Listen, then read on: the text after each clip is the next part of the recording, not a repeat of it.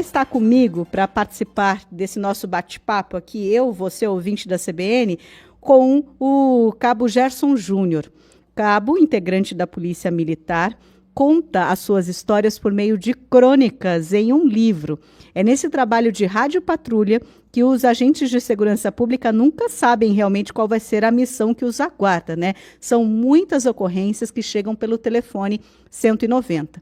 Perseguições, troca de tiros, casos de violência doméstica, busca por suspeitos, isso tudo faz parte do cotidiano dos policiais que carregam muito dessa missão também, né? E é o dia a dia que o Cabo Gerson Júnior está colocando também no livro, colocando as próprias experiências com o livro de crônicas Rádio Patrulha Auto 2. Então, nós convidamos o Cabo para compartilhar com você, ouvinte, um pouco dessas histórias e dessa vida que a gente não tem a menor ideia como seja no dia a dia e na prática. Cabo, seja muito bem-vindo aqui à CBN e obrigada por ter aceitado o nosso convite. Agradeço a Joyce e toda a equipe da CBN. Bom dia ao ouvinte que nos ouve nesse momento. Bom, Gerson, eu vou aqui falar um pouco mais dessa sua história, mas em primeiro lugar, é tanta história que precisou sair um livro? Foi isso que acabou acontecendo, Cabo? É tanta história que saiu dois, né? Esse aqui foi lançado em 2022 e esse aqui agora em 2025, Rádio Patrulha Auto, onde nada é previsível, lancei em 2022. Foi, assim, um sucesso, né? Visto que eu não busquei fazer muito marketing dele, mas o simples indicação de leitor para leitor, tive bastante vendas. Foi também um livro premiado no Prêmio Eco da Literatura. Legal. Em 2022. E o Rádio Patrulha Auto 2 agora vai ser premiado também em 2025. Várias histórias aí. O que é a grande sacada desse livro é que eu conto na minha visão, da visão do policial. A imprensa, a mídia, geralmente não consegue ver a história pelos olhos do policial. E cada dia é um dia diferente, né? A gente não sabe o que nos aguarda, a gente só sabe que vamos entrar de serviço no horário X e vamos sair no horário X. Sim. Às vezes até não saímos no horário que deveríamos sair, passamos da jornada, extrapolamos o nosso horário, dependendo da situação que a gente estiver atendendo. Mas a gente nunca sabe o que vai acontecer, nós não temos rotina. Um dia a gente atende um assalto a banco, outro dia não acontece nada, no outro dia a gente atende violência doméstica, no outro dia o vizinho reclama do som do outro vizinho. Então, cada dia é uma coisa diferente, a gente tem que estar preparado para ficar oscilando essas emoções aí, ter sangue frio algumas vezes e saber o que fazer na hora certa, né? O senhor falou de sangue frio, muitos momentos de tensão, mas às vezes esse momento de tensão pode até render boas risadas. Tem alguma história nesse sentido, Cabo? Então, tem uma história até um pouco engraçada. Que no primeiro livro não trouxe nenhuma história assim, né? É só a situação bem caótica. No segundo eu já explorei um pouco mais essa parte aí. Tem uma história de um rapaz aí que estava em situação de rua. Ele veio até nós, aqui no bairro Jardim das Américas, né? Que é um dos bairros que eu atendo. Ele veio até nós e pediu que a gente consultasse o nome dele. E eu falei, cara, nós vamos consultar teu nome, se tiver alguma pendência, nós vamos te levar. Daí ele pensou, mas eu tô com fome e tal. Daí a minha parceira, né, de viatura, falou, eu vou comprar uma coisa pra esse cara aí. Foi lá no posto lá, comprou 2 salgados e um refrigerante. Deu pra ele. Só que daí ele achou que tava entre amigos, né? E ficou ali conversando, e a gente conversando, e ele ali não ia embora, e ele comendo e conversando. E daqui a pouco ele, ô senhor, na moral, puxa meu nome aí. Falei, cara, eu vou puxar. E se tiver alguma coisa, nós vamos te levar, cara. Não, pode puxar. Passou o nome dele, consultei. Mandado de prisão, né? Mostrei o celular, assim, pra minha parceira. E ela já balançou a cabeça, assim. E ele falou, o que deu aí, senhor? Eu falei, termina de comer aí teu lanche, cara. Daqui a pouco a gente puxa teu nome. E ele comeu, conversou. Ficou uma meia hora conversando com a gente ali. Já estávamos criando um elo de amizade com ele, né? No final ali, ele terminou o lanche dele. Daí, senhor, vai puxar meu nome? Eu falei, vou. Fui abrir o camburão da viatura.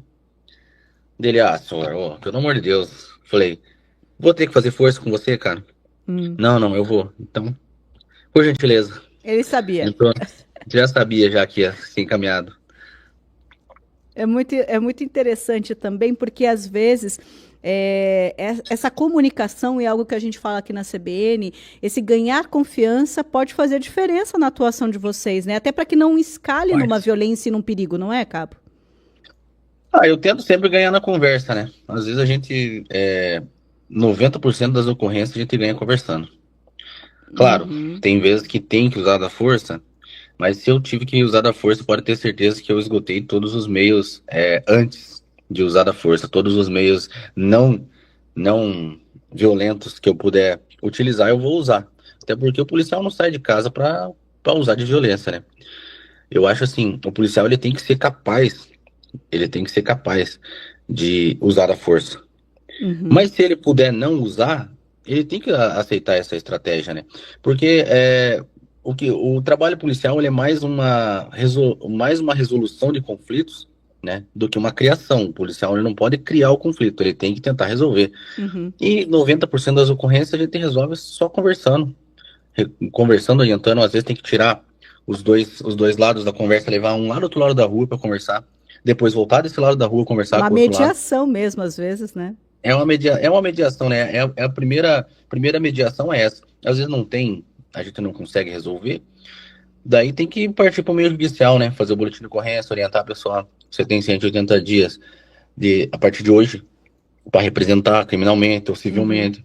Então, a primeira orientação que a pessoa tem é com o policial. Depois ela busca um advogado, depois ela vai no juizado especial. Mas a primeira orientação que a pessoa tem é com o policial, né? Cabo Gerson, e tem que ter também um pouco de sexto sentido, alguma história no livro também relata e traz esse olhar de, opa, isso aqui não é bem aquilo que apareceu pelo 190, que vocês verificaram e acende aquele alerta. Tem alguma história também com esse contexto, Cabo? Pois é, tem várias histórias aqui. Tem uma que o marido foi preso por Maria da Penha lá na praia e a Hum. mulher falou que ele tinha drogas na casa dele. Falou para um policial lá na praia. O policial ligou na nossa companhia e falou: Ó, o endereço tal é a área de vocês? É. Então, a mulher tá dizendo que o cara tem 1 quilo de droga na casa dele. A gente foi até lá e achou. Então, assim, algumas informações, elas só são precisas quando vem de dentro de casa, né? Quando é alguém de fora, não vai conseguir passar. Outra situação foi uma situação que ganhou uma repercussão, porque eu fiz um vídeo e postei Hum. na minha rede social. Uma mulher estava comercializando droga no Cajuru e estava usando uma criança para segurar o dinheiro. Meu Isso Deus. me deixou bem estressado no dia.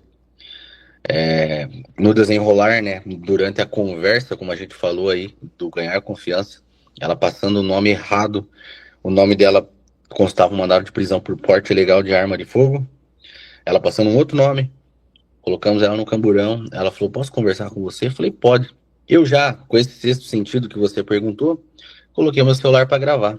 Ela me ofereceu R$ 5.000 para Eita. deixar ela ir embora.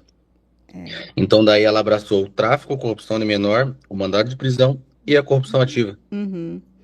Então ficou um bom tempinho guardado aí, fora da rua. O Cabo Gerson Júnior é o nosso convidado hoje aqui na CBN, porque ele está lançando um novo livro de crônicas, o Rádio Patrulha Auto 2, e fala dessas histórias do dia a dia, como policial militar aqui em Curitiba. Ele tem atuação por aqui, já é o segundo livro com muito sucesso, e a gente sempre adora, né, Cabo, uma boa história. E é possível também aprender e obter lições por essa boa história. No seu livro tem a crônica Não se pode fazer só o básico, que carrega uma lição, né? Eu gostaria que o senhor contasse um pouco dessa história e o porquê de deixar também uma lição dessas no livro. Então, essa situação é o seguinte: fomos atender uma ocorrência ali que os vizinhos ligaram, onde um homem estaria agredindo uma mulher na casa. Chegamos até a casa, o cara já tinha se evadido, não estava mais lá. Estava mais E a lá. mulher foi nos atendida de forma extremamente ríspida, dizendo que não chamou a viatura, que não queria atendimento, que queria que a gente saísse dali. Hum. O que isso aí transmite para o policial, ou para a maioria dos policiais? A mulher não quer atendimento, então eu vou embora. No primeiro momento eu pensei isso, né? Mas eu vi que tinha muita gente na rua. Muita gente, sim, que ligou, 90, que ficou lá olhando. Então eu falei pra minha parceira, dá uma ré aí, vamos ali falar com esse pessoal. deu uma ré, eu me explicando pra eles, né? Eu falei, ó, a mulher não quer atendimento. Ela falou que não chamou a polícia e não quer a gente ir lá. O cara tá lá? E eles falavam, não, ele já saiu, já fugiu, a gente viu ele fugindo. O problema é que tem algumas crianças naquela casa que não moram lá. Eu falei, como assim não moram lá? Não, tem umas crianças. O cara agrediu ela e na hora que aconteceu a briga, as crianças saíram na rua. Depois voltaram. E essas crianças não moram mais, não moram ali. Então eu peguei e voltei na casa. Voltei na casa, falei, ó, dona, você vai ter que abrir o portão pra nós. Não, vocês não têm mandado, vocês não vão entrar. E assim, cara, o mandado judicial, ele nos permite a entrada na residência, mas quando que a gente pode entrar sem mandado? Prestação de socorro, situação de desastre, situação de flagrante. O flagrante já tinha, né? Que ela já tinha sido agredida, a gente não sabia se o cara estava lá, por mais que as pessoas falassem que ele não estava. E prestar socorro, né? Muitas pessoas alegaram que tinha umas crianças lá. Criança lá. Então a gente forçou a entrada na residência, entrou, mesmo contra a vontade dela. Ela estava com marcas de agressão. Perguntamos às crianças, ela falou, não tem criança na minha casa. A gente foi entrando e vasculhando e olhando os quartos, até que localizamos num quarto as crianças. As crianças saíram, as 3 crianças, e me abraçou, dizendo, policial, por favor, não deixa a gente aqui. Meu Deus. Isso aí, ó, chega a arrepiar só de ouvir, só de contar novamente, de relembrar. É uma indignação, assim, que perguntei para as crianças, uma das crianças já era maior, assim, tinha uns 8, 9 anos, já era bem mais consciente, falou, ó, essa mulher é nossa mãe, mas a gente não mora com ela. Quem tem a nossa guarda é a nossa tia, que mora em outra cidade. Fiz contato com o conselho tutelar verificou o nome das crianças, viu que isso era realmente verdade. A gente levou as crianças até a residência que eles moravam. Ofereci para a mulher, por mais que ela estava atrapalhando a ocorrência, né, mais do que ajudando, ofereci. Você quer ajuda? Quer ir para a delegacia da mulher? Quer ir para casa da sua irmã, lá onde as crianças vão? Não, quero ficar aqui. Então, assim, a mulher foi agredida. As crianças provavelmente também sofreram algum tipo de violência, se não for física, foi psicológica. E a mulher tava nem aí para as crianças, filhas dela. Tava mais preocupada com o agressor do que com as crianças. Então, assim, por que eu digo não se pode fazer só o básico? E o que é o básico? Eu chegar lá, perguntar, tá tudo bem? Tá. E ir embora. Se eu fizesse isso, essas crianças iam estar lá por muito mais tempo, não sei até quando. Não ia ter ninguém por elas. Ninguém ia salvar essas crianças.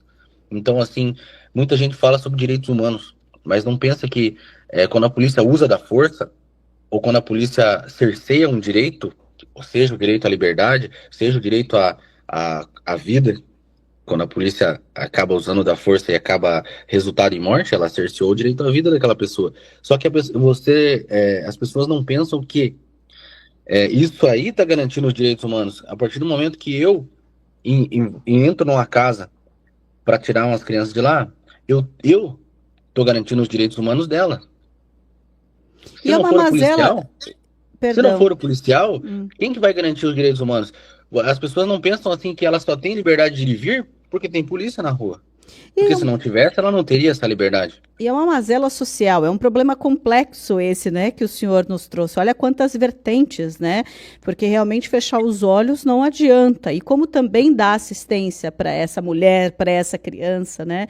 Então, são as histórias do dia a dia, é um dia a dia muito pesado, com todos esses até dilemas, não é, Cabo? E que agora o senhor colocou no livro. Tem lançamento do livro, para a gente fechar rapidamente aqui, tem lançamento do livro e como, aliás, pode o público acompanhar e comprar o livro?